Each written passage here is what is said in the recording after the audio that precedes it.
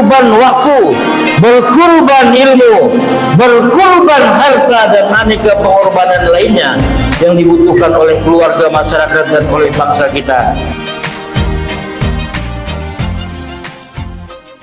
Assalamualaikum warahmatullahi wabarakatuh. Waalaikumsalam warahmatullahi wabarakatuh.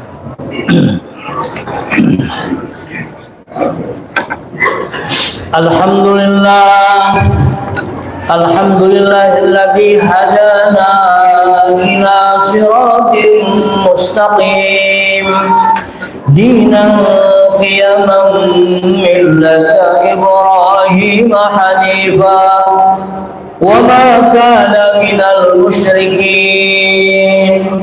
Ashhadu an la ilaha illallah wahdahu la syarika lah, al-malikul haqqul mubin, wa ashhadu anna sayyidana wa nabiyyana Muhammadan abduhu wa rasuluh as-sadiqul wa'dil amin.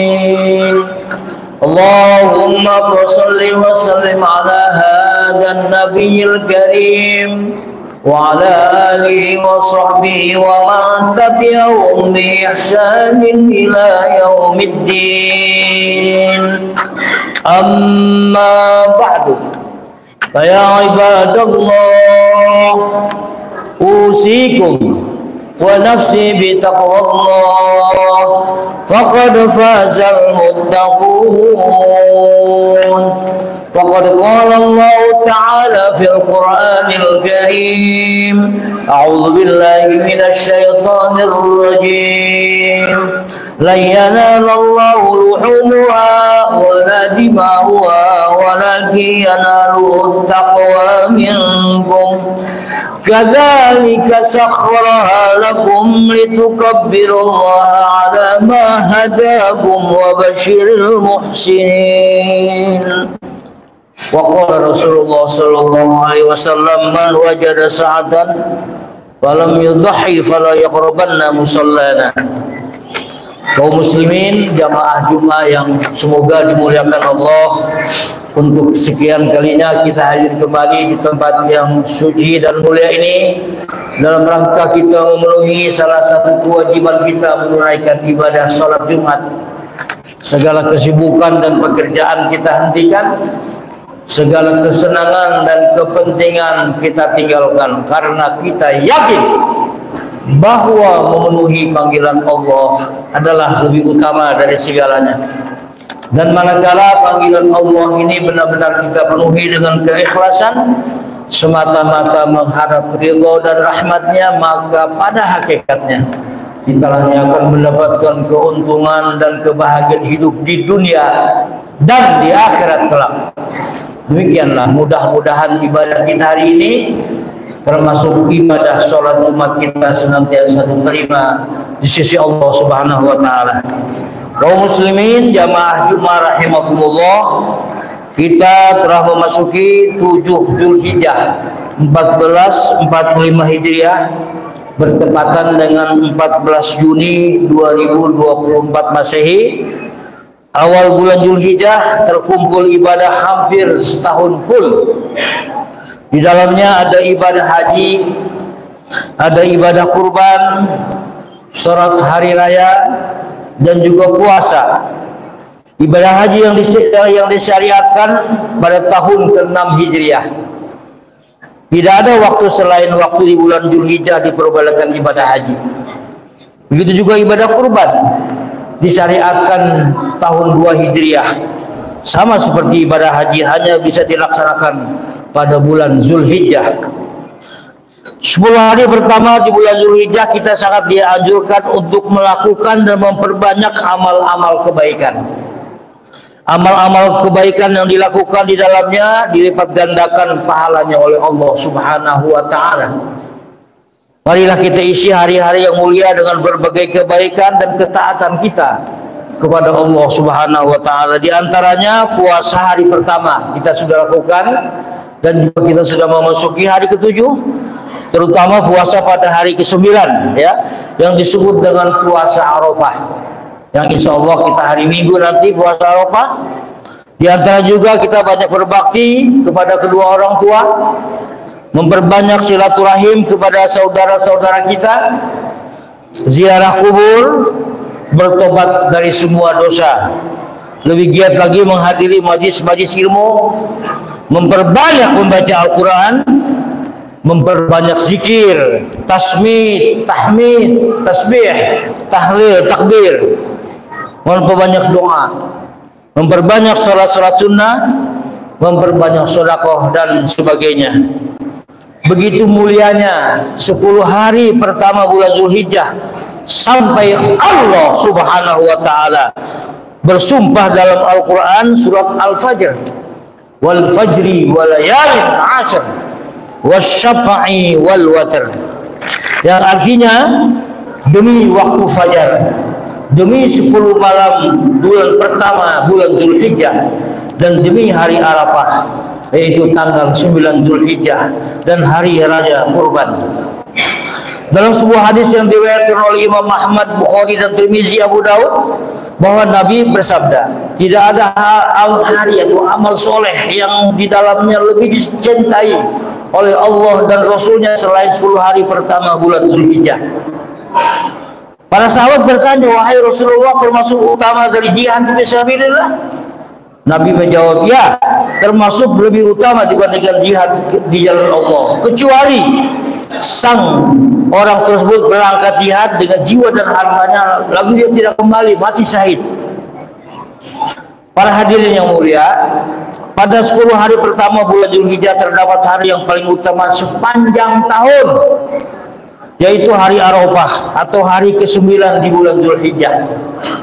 Pada hari Arafah kita lebih ditekankan lagi untuk melakukan berbagai kebaikan serta disunahkan puasa dan memperbanyak doa pada hari itu. Ketika ditanya mengenai puasa Arafah, Rasulullah menjawab, yukaffiru sanah mal al-madiyah wal baqiyah. Puasa Arafah memiliki keutamaan menghapus dosa-dosa kecil setahun yang lalu dan setahun yang akan datang. Dalam hadis lain Rasulullah menjelaskan keutamaan hari Arafah dalam sabdanya, tidak ada hari yang Allah membebaskan hambanya dari neraka sebanyak yang dibebaskan oleh Allah pada hari Arafah. Di mana di dalam hadis lain, ma min yaumin aksaru min ayyatikallahu fi 'abdan 'anil nar min yaumi Arafah. Bahkan dalam hadis lain diriwayatkan bahwa tiadalah setan terlihat lebih terhina, lebih terusir, lebih terista dan lebih murah dan lebih marah kecuali pada hari Arafah, di mana dikemukakan dikarenakan karena Allah banyak memberikan rahmat pada hari Arafah itu tersebut yang turun pada Arafah, dan begitu banyak pengampunan dosa yang Allah anugerahkan pada hambanya pada hari itu. Di samping itu banyak jemaah haji kita kebetulan berada di padang Arafah, Allah turunkan ampunan yang begitu banyak. Hal semacam ini tentu sangat dibenci oleh setan. Hari Arafah juga adalah hari mustajabnya doa, sebagaimana disabdakan oleh Nabi, afdalud du'a du'a yaum Arafah wa afdalu ma qultu ana wan nabiyyuna la ilaha illallah wahdahu la syarikalah. Yang paling utama, doa yang paling utama adalah doa pada hari Arafah. Dan sebaik-baik kalimat tauhid, yaitu baik yang aku dan para nabi sebelumku, adalah kalimat la ilaha illallah wahdahu la syarikalah. Bagi yang berkurban tentunya disunahkan mulai awal Zulhijjah sampai dengan hewan kurbannya disembelih untuk tidak memotong rambut dan kukunya, sebagaimana hal itu dijelaskan dalam sebuah hadis yang diriwayatkan oleh Imam Muslim. Terakhir kami sampaikan bahwa pada malam hari raya Idul Adha juga salah satu malam yang mustajab untuk memanjatkan doa kepada Allah, sebagaimana ditegaskan oleh Imam Syafi'i dalam kitab Al-Um. Dikatakan telah sampai berita kepada kami bahwa dulu pernah dikatakan sesungguhnya 2 doa yang dikabulkan pada 5 malam. Doa itu dikabulkan oleh Allah pada 5 malam. Yang pertama adalah malam Jumat, yang kedua malam hari raya Idul Adha, yang ketiga adalah malam hari raya Idul Fitri. Yang ketiga, keempat malam pertama bulan Rajab, dan yang terakhir adalah malam nisfu Sya'ban. Kaum muslimin jamaah Jumat rahimakumullah. Setiap tahun kita dijumpakan oleh Allah dengan bulan yang mengingatkan kita akan makna pengorbanan yang hakiki dari manusia-manusia teladan, yakni Nabi Allah Ibrahim alaihissalam dan Ismail alaihissalam, yang semangat dalam berkorbannya diwariskan oleh baginda Nabi kita Muhammad sallallahu alaihi wasallam bagi umatnya sampai akhir zaman. Allah subhanahu wa ta'ala sama sekali tidak membutuhkan ibadah kita. Allah sama sekali tidak membutuhkan ibadah kita. Salat kita, puasa kita, haji dan zakat kita, Allah tidak memerlukan tetesan darah dari hewan kurban yang kita korbankan. Namun sebaliknya, kita yang membutuhkan Allah, membutuhkan ridhonya, membutuhkan keikhlasan, membutuhkan rahmatnya, membutuhkan perannya dalam segala aspek kehidupan kita. Salat yang kita lakukan sesungguhnya manfaatnya akan kembali kepada kita dalam bentuk kesadaran kita dalam kehadirannya, terpeliharanya dari perbuatan yang merugikan kita dan masyarakat. Puasa yang kita laksanakan semata-mata terkendali atau kembali manfaatnya kepada pelakunya dan bentuk memperoleh ridhonya, atau surga yang dijanjikan, atau kesehatan jasmaninya yang hadir sebagai efek daripada pengaruhnya. Tetesan darah yang dikorbankan oleh pekurban juga akan kembali manfaatnya kepada pelakunya, yang tentunya akan berbuat kasih sayang, tentunya dari keluarga, penghormatan, pengakuan dari masyarakat sekitarnya, bukan untuk kemampatan bagi Allah Subhanahu wa taala.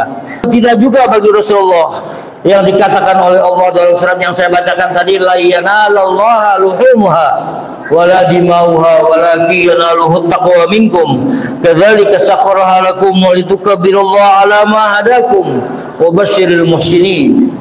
Daging-daging hewan kurban dan darahnya itu sekali-kali tidak akan sampai kepada Allah, tetapi yang sampai kepadanya adalah ketakwaanmu. Demikianlah dia mau menundukkan untukmu agar kamu mengagungkan Allah dan petunjuk yang dia berikan kepadamu. Berilah kabar gembira kepada orang-orang yang senantiasa berbuat baik. Hadirin jamaah Jumat rahimakumullah.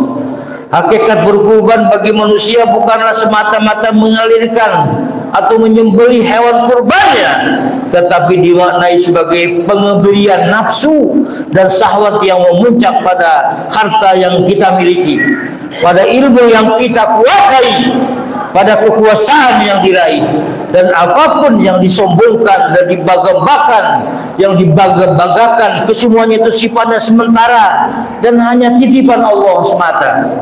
Aktivitas menyembelih maknanya mengakhiri kehidupan dari hewannya, namun hewan itu bukan menjadi bangkai, tetapi ia masih memberikan manfaat, karena selanjutnya ia akan didistribusikan kepada kaum miskin, kepada kaum masyarakat yang ada di sekitar, sehingga memberikan kebahagiaan kepada para masyarakat dan sekitarnya.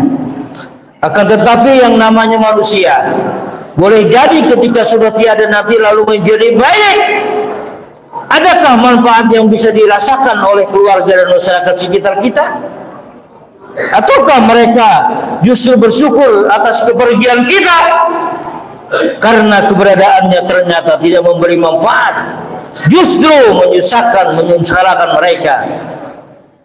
Kita perhatikan firman Allah, walaqad dzara'na li jahannama katsiran minal jinni wal ins lahum qulubun la yafqahuna biha walahum a'yunun la yubsiruna biha walahum adhanun la yasma'una biha ulaika kal an'am bal hum adall ulaika humul ghafilun.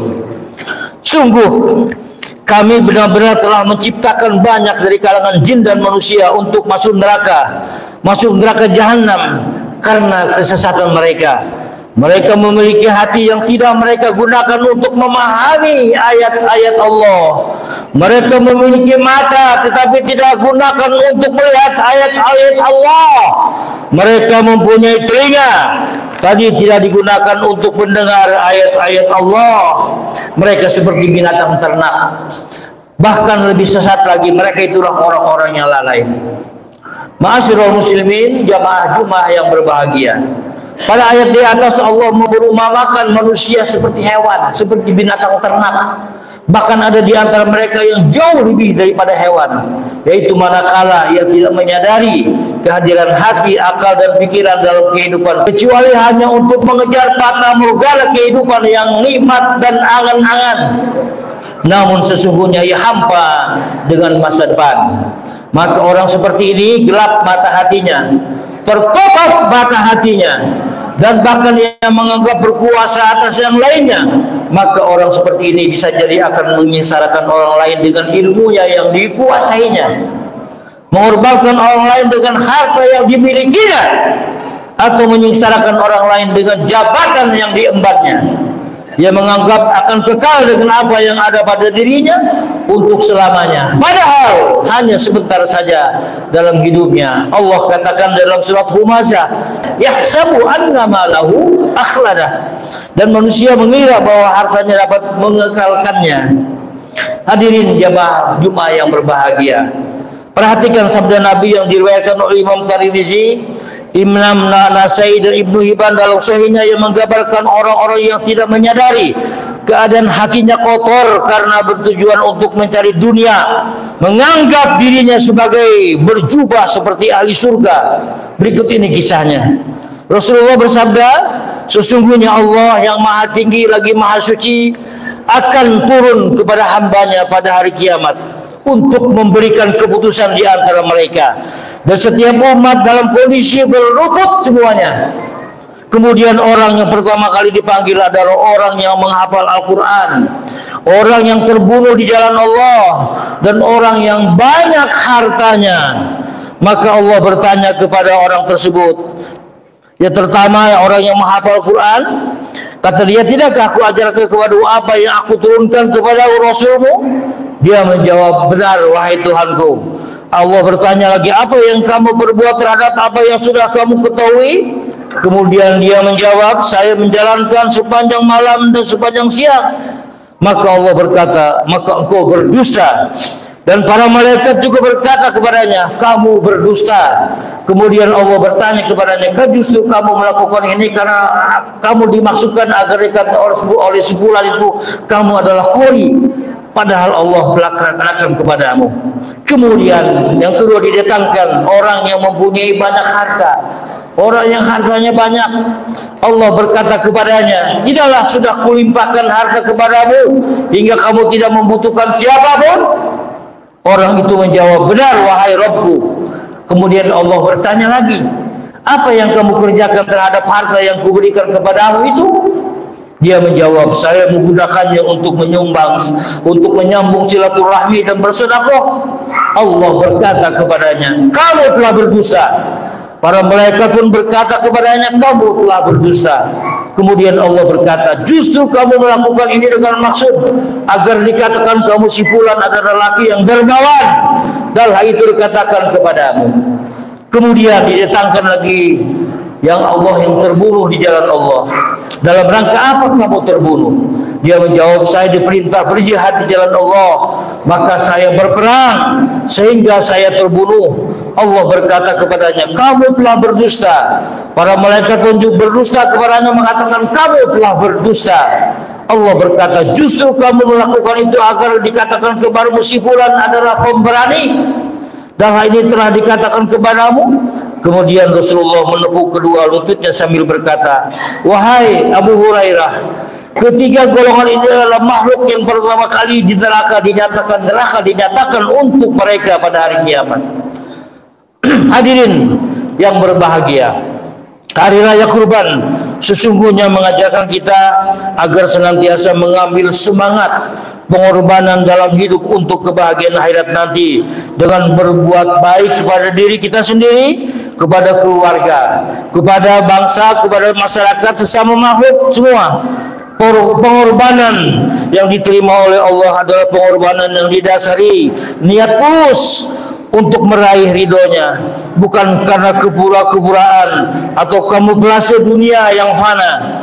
Berkurban tidak saja artian menyembelih fisik hewan kurban pada hari Idul Adha seperti itu, karena sesungguhnya kita terus diharapkan berkurban dalam hidup ini, berkurban waktu, berkurban ilmu, berkurban harta dan aneka pengorbanan lainnya yang dibutuhkan oleh keluarga, masyarakat dan oleh bangsa kita. Sebagai penutup, Nabi mengancam kepada orang-orang yang sudah mampu berkorban tetapi tidak mau melaksanakannya, maka dia dilarang mendekati tempat sholatnya. Rasulullah berkata, man kana lahu sa'atun wa lam yudhhi fala yaqrabanna muqallana. Siapa yang memiliki kemampuan untuk berkurban tetapi dia tidak mau berkurban, maka sekali-kali janganlah ia mendekati tempat kami.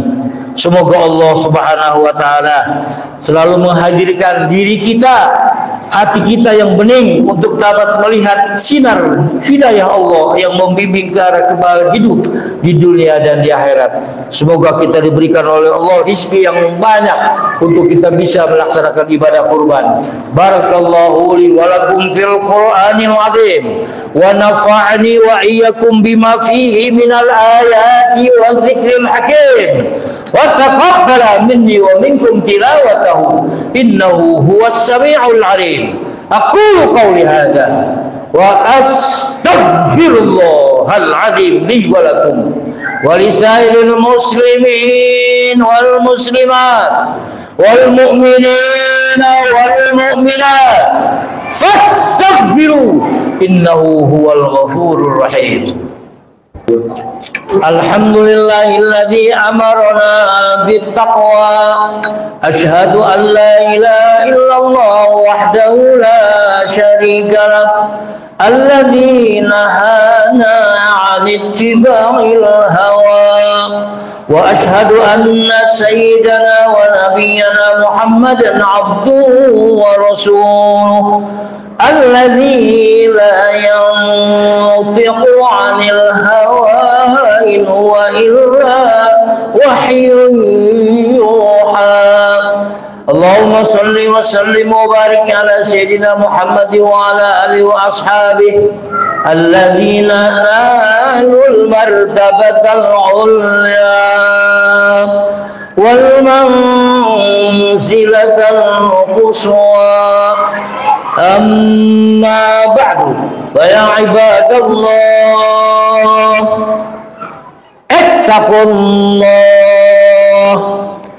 ittaqullaha faqad wassallahu al-awwalina wal akhirina bittaqwa haitsu qala wa laqad wassayna alladhina utul kitaba min qablikum wa iyyakum an ittaqullah wa in takfuru fa inna lillahi ma fis samawati wa ma fil ardh wa kana Allahu ghaniyyan hamida. Wa'lamu anna Allah shalla ala nabiyyi qadima faqala ta'ala inna Allah wa malaikatahu yusalluna 'alan nabi ya ayyuhalladzina amanu sallu 'alaihi wa sallimu taslima.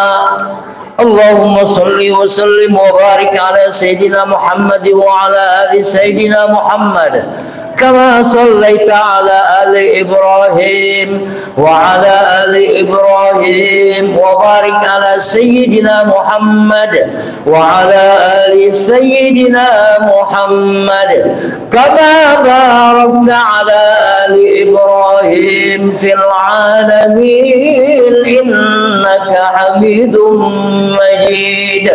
Warḍallahumma an ashabi wa aqrabati wa azwaji wa dhurriyyati al-kiram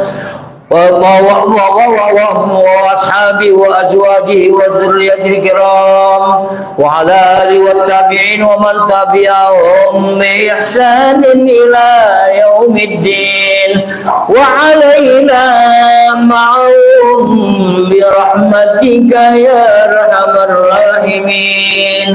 اللهم اغفر للمسلمين والمسلمات الأحياء منهم والأموات، واكتب اللهم السلامة والعافية علينا وعلى عبيدك الحجاج وعلى عبيدك الحجاج وعلى عبيدك الحجاج والجزاة والمسافرين في برك وبحرك وهوائك من المسلمين من أمة محمد أجمعين.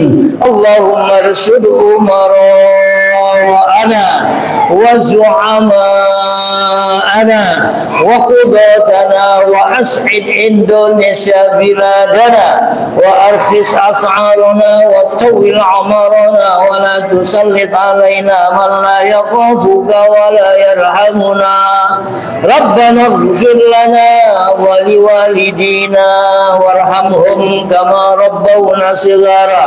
ربنا اغفر لنا ولإخواننا الذين سبقونا بالإيمان ولا تجعل في قلوبنا غلا للذين آمنوا ربنا إنك رؤوف رحيم. اللهم أرنا الحق حقا وارزقنا اتباعه وأرنا الباطل باطلا وارزقنا اجتنابه. اللهم إنا نسألك الفتوح والمنوح والرسوخ والتوبة النصوح وصلاح الجسد والقلب والروح. اللهم كما أنعمت علينا فزد وكما زدت علينا فبارك وكما باركت ولا تسلم. ربنا آتنا في الدنيا حسنة وفي الآخرة حسنة وقنا عذاب النار. عباد الله، إن الله يأمر بالعدل والإحسان وإيتاء ذي القربى وينهى عن الفحشاء والمنكر والبغي يعظكم لعلكم تذكرون. فاذكروا الله العظيم يذكركم واشكروا على نعمه يزدكم واسألوه من فضله يعطيكم ولذكر الله أكبر.